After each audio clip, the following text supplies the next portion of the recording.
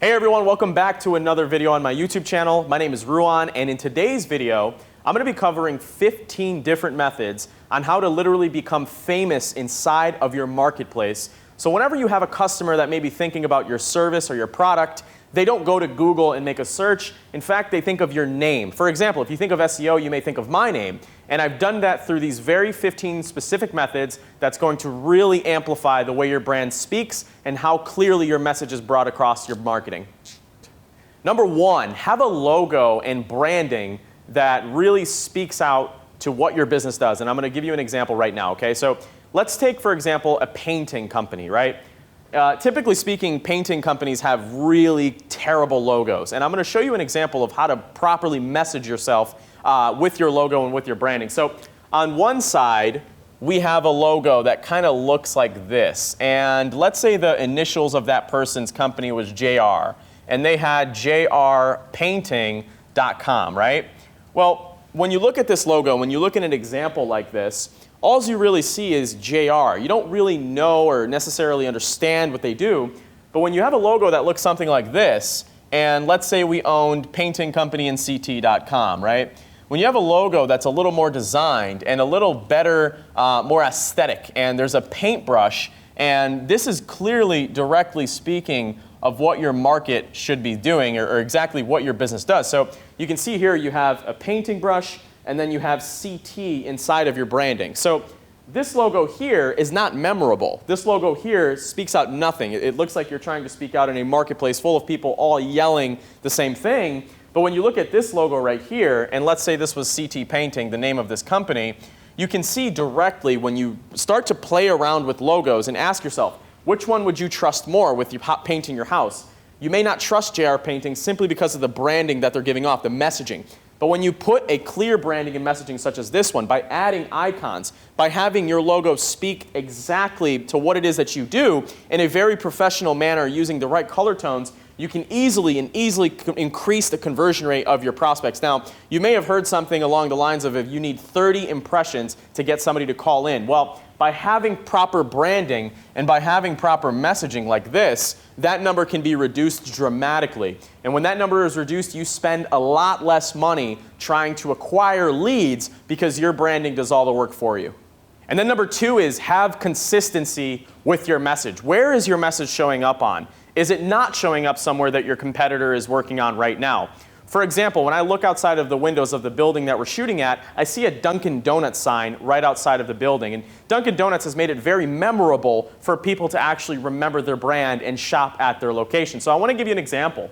If you focus on consistency and you have the proper branding, once you start placing your logo, in this case scenario, we're going to use ctpainting.com, once you start using this logo in various aspects of marketing, and that can be whether it's physical marketing, meaning like a van or a truck, and you add your logo to this van or truck. That's just one example. The second example is using it on billboards and just making sure that your logo and branding are on as many things as possible. So here you have a billboard per se with CT Painting on it. And next you have it on digital platforms, whether you have a website, whether you have a Facebook page, whether you have any type of social media. If your branding is accurate and consistent on each of these small platforms, remember it costs about 30 impressions for someone to actually engage with your business. So by adding consistency, whether it be physical, whether it be digital, whether it just be the simple colors of your business, you're going to dramatically decrease the cost of leads that you're going to get. Now, if you're only focusing on these two right here, your business is in ginormous trouble because your competitors are doing this a lot better than you probably are on the digital side. So they're amplifying what they've done physically for the last 30, 20 years if your business has been around for some time. And now they're just replicating it online, making it super effective because the cost per 1,000 impressions on traditional marketing is typically around $7 per 1,000 views. The cost per 1,000 impressions on SEO, organic marketing, search engine optimization, is $0. So if you're not branding consistently on every type of platform that you can possibly get on, you are going to increase the cost per lead for your business, and you're not going to reach the profit goals that you're looking for. And the third one, after you've really locked in your branding, your design, your real message as to what it is that you do, you really need to start looking into where your consumers, in this case, we're still going to use CT Painting, where are they going online to find your business? And a lot of the times they're going to a search engine because they're simply asking a question, house painting quotes, right? And we call these keywords. And when a homeowner is searching for these keywords, such as house painting quotes, generally speaking, they are looking to get what it is that they are searching for. Whether it be house painting quotes, or let's say there's a different type of keywords, and I'm going to give you 3 types of keywords here. This one right here is a research keyword, meaning they are actually searching and they are trying to get a commercial intent psychological thing going on there. They actually want to get prices on their home, and this is why a lot of things like Home Advisor, Angie's List, those different types of websites will show up because they've done such a good job with the SEO. And then there's the kind of broader term, which is like painters in CT. So they kind of want to see a list of different companies that are in Connecticut or wherever it is that they may be searching. But the most important part to remember is when they are searching for these different types of phrases, they are looking to do business with somebody. They are looking to call and inquire. And as long as your business can handle that inquiry, you'll be completely fine. And that all starts with keywords. You know, what are the keywords that people are typing in for your business? Where are they searching? Are they going to Bing? Are they going to Yahoo? Are they going to Google? You know, 93% of people are going to Google, but that doesn't mean you should exclude Bing, etc. And how are you identifying these keywords? One of the best ways to start a really profitable local SEO strategy is by taking a look at your competitors, taking a look at keywords that your customers are telling you they typed in. If you're picking up the phone right now and you're saying, you know, thanks for calling, whatever it may be, you need to start asking them, how did you find us? And I will put my money on it that 5 out of 10 times it's from Google. And you need to start asking these people, how did you find us? What keywords did you type into Google? And some of these tools, such as Ubersuggest, etc., Ahrefs, Google Search Console, they don't tell you these super long tail keywords that people type in because it may rarely happen. So you have to listen to your customers and understand what keywords that it is that they are searching for you, and you really have to create a list of these keywords. Now, I'll tell you about a bad keyword, because there's bad keywords, there's good keywords, etc. Now, here's kind of a bad keyword to target if you want more phone calls. Keep in mind, this is if we're talking about a local business that's trying to gain reputation, more views, etc. So a bad keyword would be something like how to stain a deck, right? Although it's a good keyword for a blog, it's generally somebody, a homeowner, that's looking to do it themselves. They're not really looking, they're still in the research phase, they're not really looking to buy something. And that's why when you have these commercial intent keywords and start to get a list of them, and you start to really see what are people actually searching to buy. And those are the keywords that you want to target regardless of how competitive they are. Because if you watch this channel, it's likely that you know the top 1% about SEO, so you can achieve these 2 rankings at the top here while kind of just writing blogs for these ones right here, which we really haven't seen turn into customers. So if you're going to start a local campaign and you're trying to gain reputation and trust and go famous in your marketplace, your number 3 thing that you need to be doing is local SEO because it's completely free to do. And the number 4 thing is to get in the Google Maps. Google Maps is that small snippet that pops up when somebody makes a search like DUI lawyer near me, right? So somebody's gotten into a car crash, or they've gotten a DUI, they were intoxicated, they were driving, whatever it may be, but they want to speak to somebody local. They want to find somebody local because the statistic is 92% of people that make a local search end up visiting that business after 48 hours. That is a number that you cannot ignore when it comes to local SEO. So when somebody types this in, Google triggers 3 different things. One is they trigger the ads, and the ads are usually at the top of the search. The ads take up 4 parts of the search engine at the top, and people are paying per click on these ads. And a lot of the times, people are paying anywhere from $10 to $150 if we're talking about lawyers. So if you were a lawyer just starting out, would you want to pay $150 per click? Probably not. So lucky for you, there is a different route. This is called Google My Business SEO. And Google My Business is that map section on the search engine. So if you type in a local phrase right now, if you type in lawyer, if you type in chiropractor, if you type in dentist, whatever it may be, there's going to be that map section that kind of looks like this. And it's really changed over time because it used to recommend 7 businesses, 7 whole businesses that it used to recommend. Now it only recommends 3. So if you're not in the 3 pack or the local pack that they call it, you are not going to get phone calls from Google My Business because nobody is clicking that more button at the bottom. Nobody wants to see the other businesses at the bottom. They want to see the businesses at the top because Google has set its stone that you can trust their platform. So therefore, if they're recommending a business organically here at the top, it likely means that that business is to be trusted.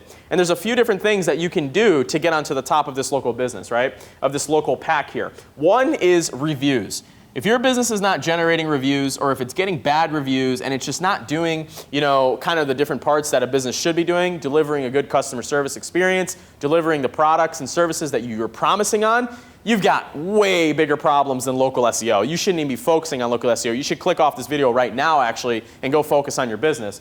But if you do have a product and service and you're ready to take it to this level, is you need to focus on reviews and start asking your customers to leave you 5-star reviews. You can use a tool called grade.us, and you can create a link to send out to customers that automatically will review your actual business, which is very powerful after every time somebody makes a sale. My business, for example, every single time a customer represents that they've had a good experience, what we'll generally do is we will say, can you please leave us a 5-star review on Google? Let us know your thoughts, etc. We've got over 90 on SiteJabber, so we make it a really big point for ourselves and our clients to get some reviews. And I want to tell you the algorithmic reason as to why reviews make it rank, right? So let's say we were searching around for videographers, right?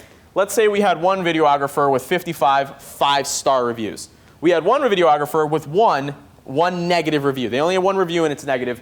And we have one videographer with 30 5-star reviews, right?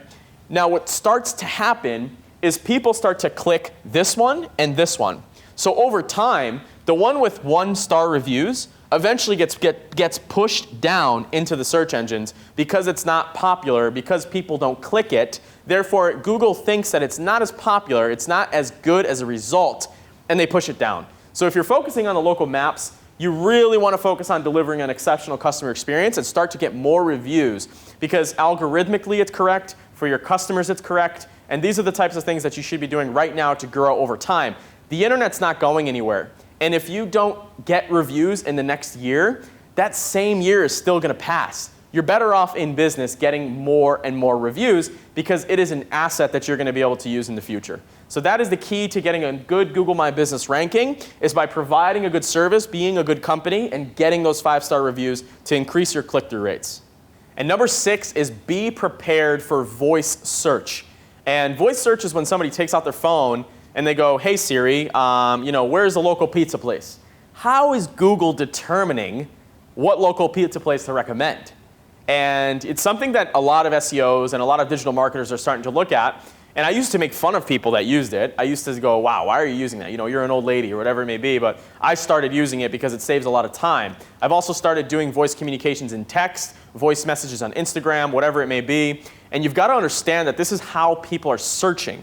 Especially if let's say you're a dentist or you're a painter and you have millennials as your customers, which those are your customers, right?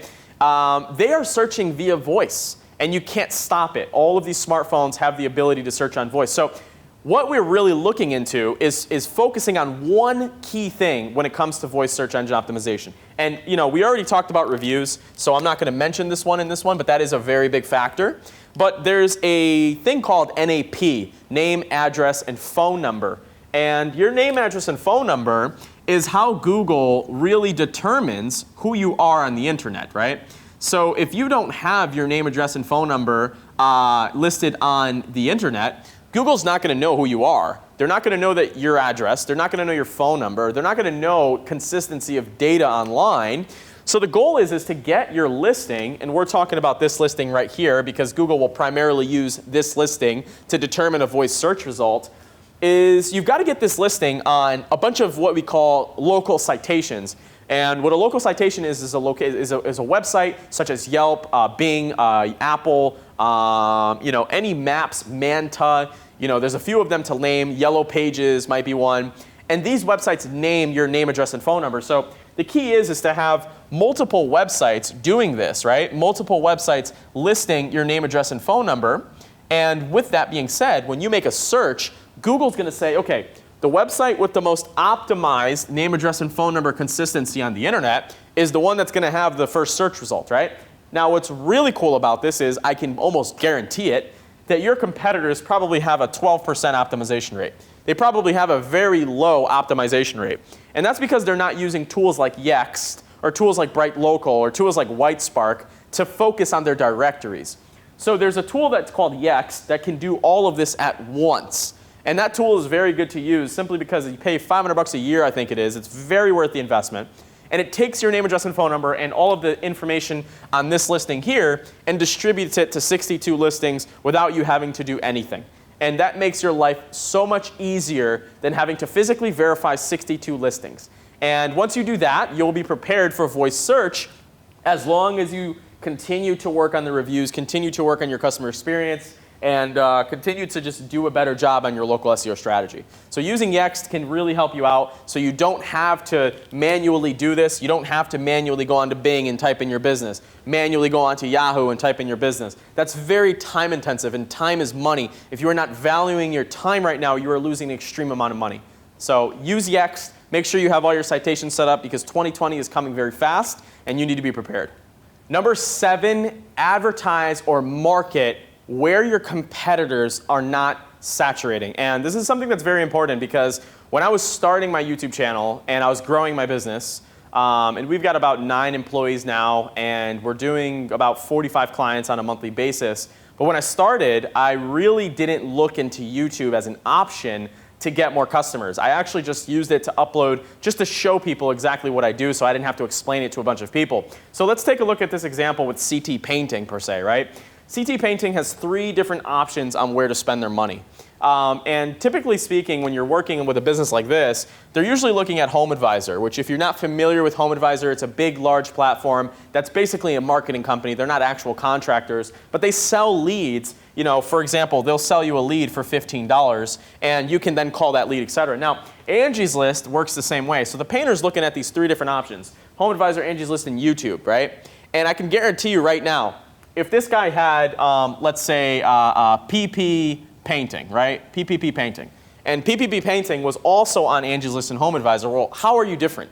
And you're not. That's the key thing, is you're not different. You're putting your money exactly where your competitors are putting, which can be a good thing to compete, but where you really are going to make more money is focusing on the platforms that are coming up and arising, right? So if these competitors are not running ads on YouTube in your local area, and there's a very effective way to run YouTube ads where every time a homeowner views the video, they see your ad. And what if instead they only saw CT Painting and they didn't see PPP Painting or PP Painting?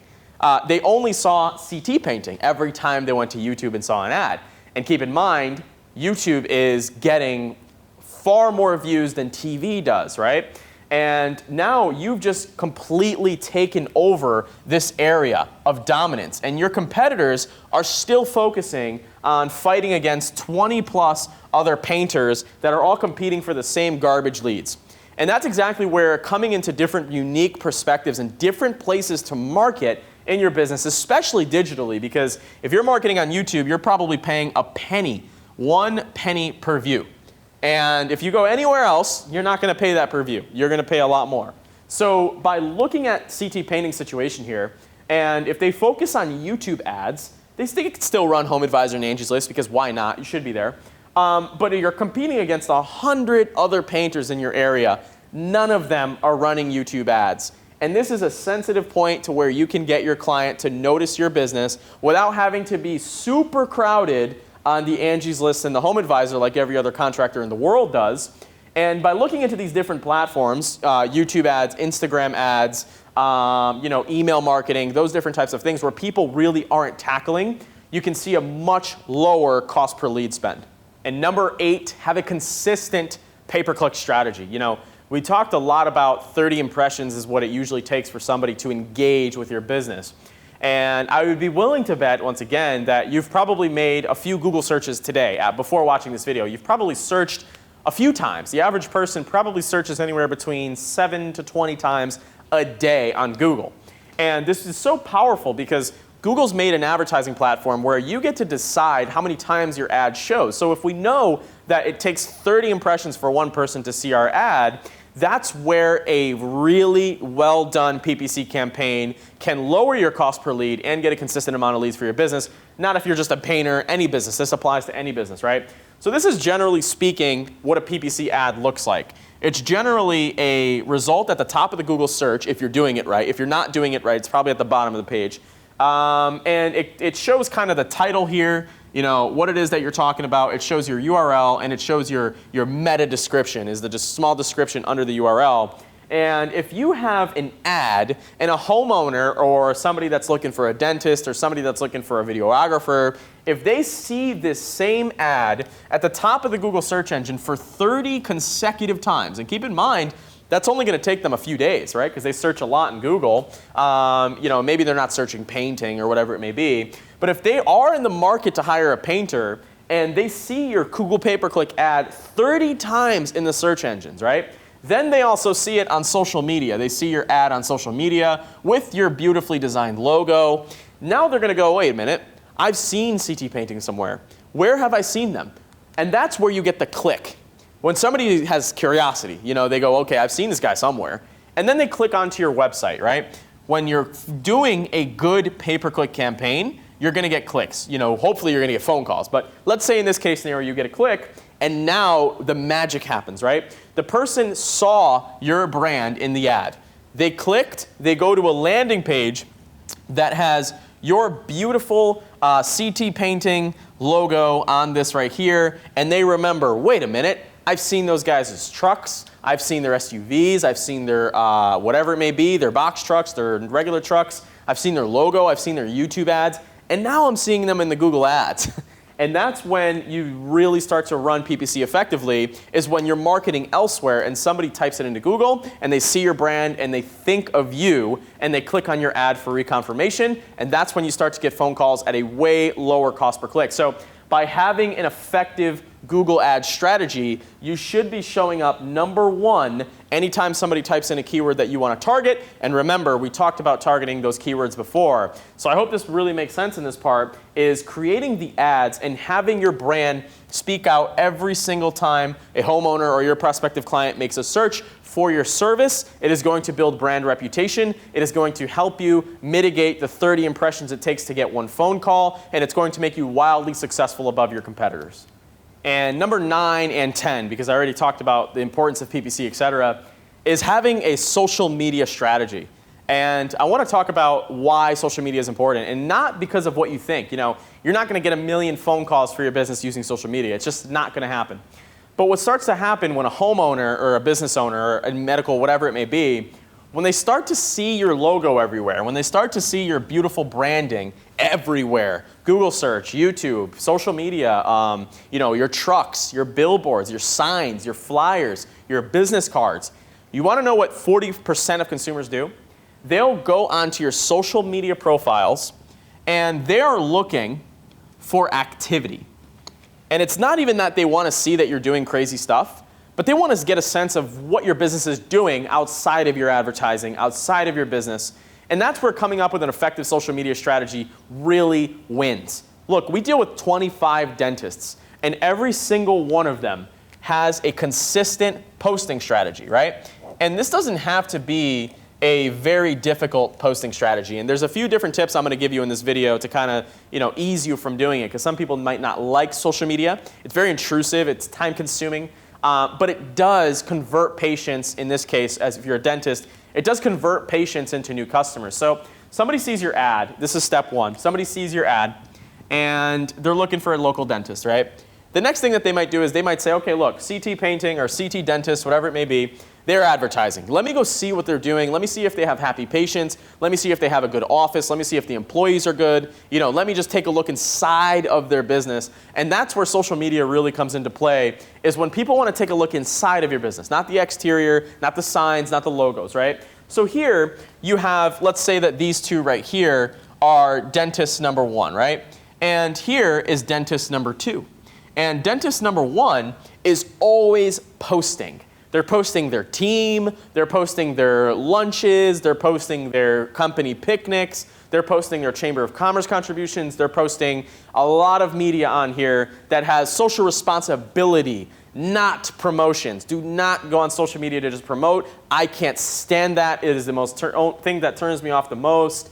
And right here you have, you know, you have goodwill. You have goodwill, you have good posts, you have them giving back to the community, them giving away braces, them giving away Invisalign, them giving away tooth cleanings, them giving away, you know, whatever it may be, whatever products or service, teeth whitening, anything along those lines, right? And over here, you have a dentist that's posting every day, right? They're still doing posting on social media. This is where people really get mixed up. But they're posting something like new patients welcome every single day because they've heard on the internet that they should be posting. And they've heard multiple times that, oh, you got to be on social media. Oh, you got to be on Facebook. And they just keep posting this throw up of advertising, this throw up. Nobody is on social media to buy your stuff. I'm sorry to say it. They're on social media to do research. So start thinking about how you can make their research easier with how your brand and messaging is appearing on social media.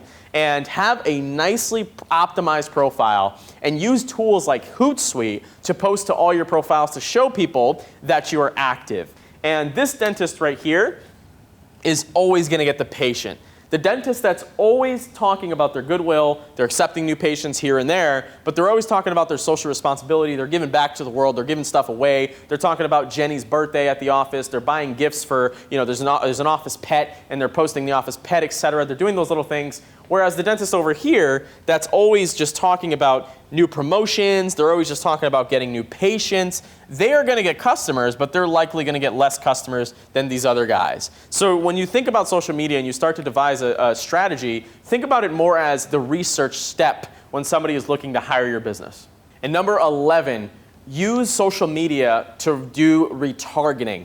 And this is when somebody goes to your profile, somebody goes to your website, and you want to make sure that that person doesn't fall off of the pipeline. You want to make sure it's like a conveyor belt, right? Somebody's coming onto the conveyor belt and they're dropping into the bucket. And that bucket is cash. That bucket is new customers. That bucket is everything that you want it to be. What you don't want is somebody to come onto the conveyor belt and just swipe off. And that's what happens, generally speaking, when people aren't doing retargeting ads. And we do a lot of retargeting on Google search. We don't do a lot of social media retargeting for our agency, our business, Develomark, simply because we haven't found the return on investment for social media for our business. But if you're a direct consumer, we're B2B, our clients aren't on social media typically. But if you're direct to consumer, you're going to find a lot of success with this. And it's very simple, right? Facebook makes a Facebook pixel. And a pixel is basically a little piece of code that you add to your website. And every time that code is fired, that person can be retargeted on social media. So if somebody clicks on this ad, they go to your social media profile, and now every time that they visit social media on Facebook per se, they're going to see your ads. And this is called retargeting. And it's something that's very, very powerful because you can't build trust the first time you ever meet somebody. If you've ever been on a date, you probably don't ask that person to marry you the first time. It takes years, months, some people days of, just being together to gain the trust to get married. And the same thing is with your clients. You have to take them on a date, right? And that date might be your landing page. That date might be this, right? And then you ask them to marry or to go on another date or to engage with you always after. And by doing this retargeting, eventually that person is going to hire your business because they keep seeing you everywhere. And I keep stressing the importance of good branding and messaging and marketing because if they're seeing this, they're going to have to see this a lot less times, saving you a ton of money. So using Facebook retargeting is very simple. Go to business.facebook.com, set up an ads manager account, set up a pixel, put it onto your website, and start cookieing the visitors that come to your website now. And number 12, invest in a sign. And I know that sounds weird coming from somebody who's spewing out digital marketing information, but if you guys know me, I like organic growth. And once you invest into SEO, once you invest into doing some of this marketing stuff, it goes with your business for a very long time. So let me put this into perspective for you, okay? 50% of consumers would rather work with a business that has signage. And you may be wondering, well, why? Well, it's kind of just simple. If you were to go to a McDonald's and there was no signs, right? There was absolutely no signs. There was nothing there. It was just burgers, real short. They had banners on the walls, whatever it may be. Or you saw a Burger King across the street, had a giant lit up sign, had very nice aesthetics to the sign, clean building, clean entryway. It was very welcoming. You immediately associate that business with success, that it can help out its customers because it's invested in a sign. Now, I used to think signs were very expensive until we started inquiring about one for our agency. And your average cost for a sign is typically going to be around $4,000 to $10,000, right? Now, I want to explain to you why this is so powerful. It may sound like a lot of money right now.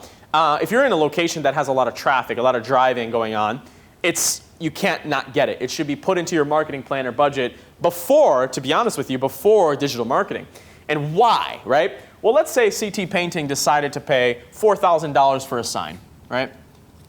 They paid $4,000 for a sign, and they said, you know, I didn't want to buy a sign. It's kind of a waste of money. We're a painting company, whatever it may be. But what's really cool about this is, and I want to keep in mind that we're still talking about 30 impressions, right? We're talking about 30 impressions, okay? Let's say a homeowner were to go to Google, type in painting companies near me, and see the ad of CT Painters and CT or whatever it's called. Now they drive by and they see a sign, right? They see that this company is marketing on Google, paying money for clicks, paying money to be places, and they have a sign. Now little JR Painting, they don't invest in a sign. They don't believe in signage. They believe that business is usually done word of mouth, handshakes, all the typical bull crap. They don't believe in signage. A homeowner is going to choose this. They feel more comfortable. They see that the business is successful. It's investing in a sign. And my favorite part about the signage is once you buy it once, you get impressions forever. So that $4,000 investment that you're making, $6,000 investment, whatever it may be, that's one time. And every car driving by for the rest of your life is going to see your sign. Put that into perspective of a billboard. Billboards are typically $3,000 a month. Average billboard in the United States, $3,000 a month. These billboards get a lot more impressions than your sign will, but over time, your business can't afford to keep paying $3,000 a month for impressions if you don't know that they're getting results. At least your sign stays there. It grows over time. If the traffic on your street goes up and down, people are still going to see it. Billboards, you have unexpected results. People still see your impressions, but you own this. And that's the key to having good marketing, is owning where you're marketing and owning market share. So invest in a sign if you've been thinking about it. I know it's going to help our business dramatically, and I'll make sure to record that and post it on YouTube when it's up. But looking at signs and looking at the science of it and the psychology behind it, signage really creates the make it or break it for consumers. And every time I go to like a city, we were in New York City yesterday doing some stuff. Every time I go to a city, I'm looking for the restaurants with signs. I don't want to work with a business that doesn't have a sign because I know if they can't get their stuff together to get a sign, typically they're not making money because their customers aren't happy. So get a sign to demonstrate trust to the people that want to do business with your business. And number 13, you've got to start using video. And the reason why I say that is not because I just say this out here in front of a video. The reason why I say this is because 80% of all internet traffic will be video by 2021. That's 2 years from now. 80% of the people going online will be going on video. And I don't need Warren Buffett to tell you that that's a good investment for your business right now. Just look at the data, right? Think about it. I mean, you're watching this video right now, and you're watching it for a very good reason. You're not watching it because it doesn't give you any value. It keeps you entertained. And reading, with the alternative to video, does not keep people entertained anymore. Our attention spans have gone away. And the more that you can visually engage and entertaining and you know, listening and all of these different things that people want to submerge themselves into another reality is going to get you closer to getting your more sales or more prospects and more overall becoming famous in your marketplace. You know, when I started my YouTube channel, I had no idea that it was going to grow to the size that it is today. And I definitely think that I've become one of the most watched YouTube channels on SEO because I took the risk and I got uncomfortable and I got in front of a camera and I really started to realize and started to get comfortable. I mean, right now, I'm not as comfortable, you know, as I'm going to be in a year, but it's just progress and you have to make progress, right? And then you have people like Dave, you have people like Luke, and people recording this stuff behind the scenes because they understand that 90% of people feel more comfortable doing business with a company that uses video for its marketing objectives. And there's a bunch of reasons and facts behind that, but mainly it is because it shows CT Painting's trucks. It shows their employees. It shows their office. It shows everybody working inside of a visual way that text can't show you. You can lie on text. You can't lie on video. So that's why video is going to be the biggest differentiator in your marketing, especially if you're trying to become famous in the marketplace. And number 14 is go out, get dirty, shake hands, network, meet people that are in the similar industry as yourself, and start to gain trust in your local community. That is the fastest way to grow your business. If this digital stuff is not within your budget, if it is something that you feel you're not ready for, you need to network, right? Your network is your net worth. And that's not a saying that just came out of nowhere. It's because it's just how it is, right? You are the average of the 5 people you hang around the most. So if you're hanging around a bunch of lazy people, guess who you're going to be? If you're hanging around a bunch of people that aren't committed to getting success, guess who you're going to be? You've got to start networking in your local community, because those are groups of people that all have the same mindset that you have, which is growing your business. So if you want to become famous in your marketplace, if you want to become known, the household name for painting, let's say, you've got to start getting networking with other people. Now, in this case scenario, if you're a painter, if you're a local service provider, or whatever it may be, you may want to start networking with other people that are talking to your clients, right? Direct Line Media, Dave, let's say, he does video for small business. So obviously that's a good person to have in my network, because if they're doing video, it usually means that they're also doing marketing. And that's the type of people that you really got to start to build a relationship with. My biggest account for my business is somebody that also sells a service to my end user. So why not multiply your opportunities by going to different group events of where you're actually getting down and dirty, shaking people's hands to try to grow your business? You know, there's nothing more powerful than a handshake and an in-face-to-face type of thing. Everything that I've showed you in this video so far is digital, and it's not as trustworthy as something like networking. So go out, start networking, and get your feet wet. And number 15, this should have been number 1, is provide a good service.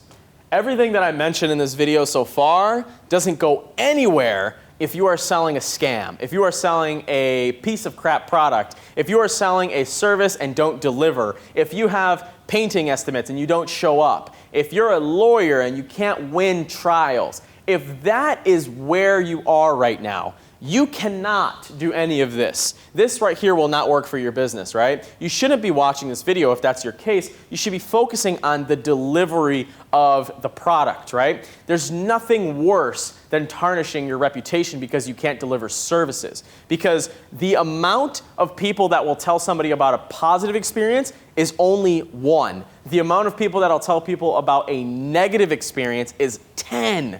10. That's crazy. That means if I deliver a bad service to you, you're going to tell 10 people on average. And those statistics are just scary. So if you're not providing a good service right now and you really are trying to do this marketing stuff to get more customers, you're not ready to get more customers. You're not even close. Deliver your product first. Figure out a way for delivery, which is a whole other topic of conversation. Then focus on your marketing. Then start looking at SEO. Then start looking at everything that I did and rewatch this video, and then start tackling that stuff. But delivery is what's going to make or break your business. My name is Ruan Marinho. Thank you so much for watching this video. If you've liked it, consider subscribing and hitting the like button down below, and I'll see you guys next time.